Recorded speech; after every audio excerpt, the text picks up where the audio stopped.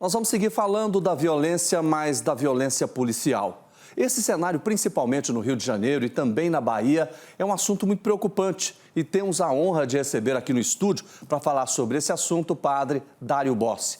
O padre, ele é profissional dos missionários combonianos do Brasil e também assessor da Comissão para a Ação Sociotransformadora da CNBB. Padre, boa noite, o senhor está bem? Boa noite, Jordevá. Boa noite aos ouvintes do Jornal Brasil Hoje. A honra é minha estar aqui com vocês. Muito obrigado. Eu queria que o senhor falasse sobre essa questão da violência. Como é que a igreja está enxergando tanta violência, principalmente partindo dos policiais? Veja só, realmente é um momento, eu diria, trágico da situação da violência policial no Brasil. Só lembrar que em 5 dias tivemos 45 mortes provocadas por ações violentas da polícia, e a maior parte dela eram pessoas negras, portanto, com um recorte também de racismo.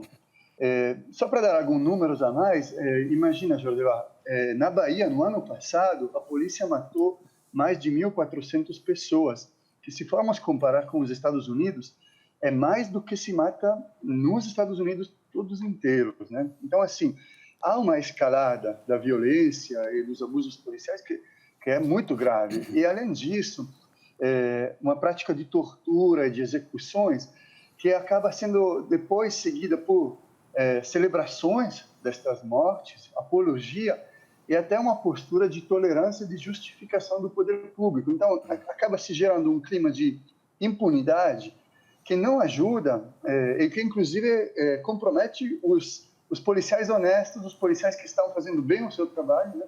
Mas que acabam sendo também vitimados por esse clima de crítica à corporação.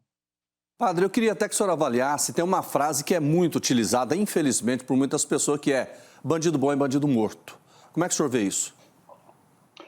Bom, isso, primeiramente, é anticristão, e, em segundo lugar, é antidemocrático, é contra a própria Constituição. O país do Brasil condena a condenação à morte, né? É uma prática, a condenação à morte, que ainda faz parte da Idade Média, né?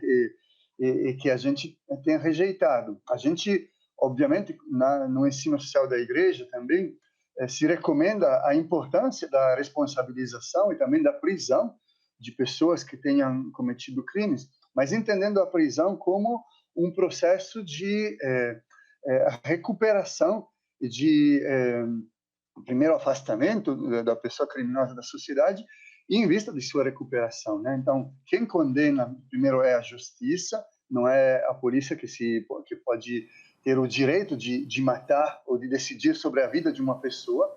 E a justiça também, no Brasil, graças a Deus, não condena a morte, né? A condenação à morte é uma prática que a própria igreja está repudiando. E como é que deveria ser, padre? Porque, na verdade, vamos pegar o exemplo de São Paulo, lá do Guarujá. Nós tivemos um policial assassinado, né?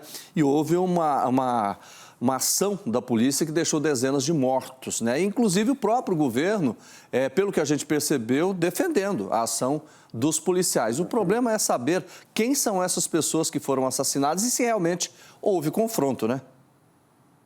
Exatamente. Tem várias questões sobre isso, Jorge. Por exemplo, a primeira questão é fazer investigações sobre os acontecimentos que sejam investigações independentes, né?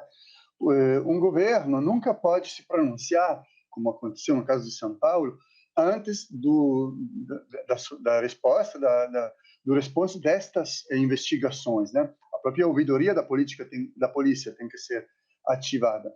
Eu diria, Jorge, que o profissionalismo da polícia ele não pode ser medido a partir do medo que consegue incutir na população ou a partir da violência ou de quantas mortes a polícia provoca.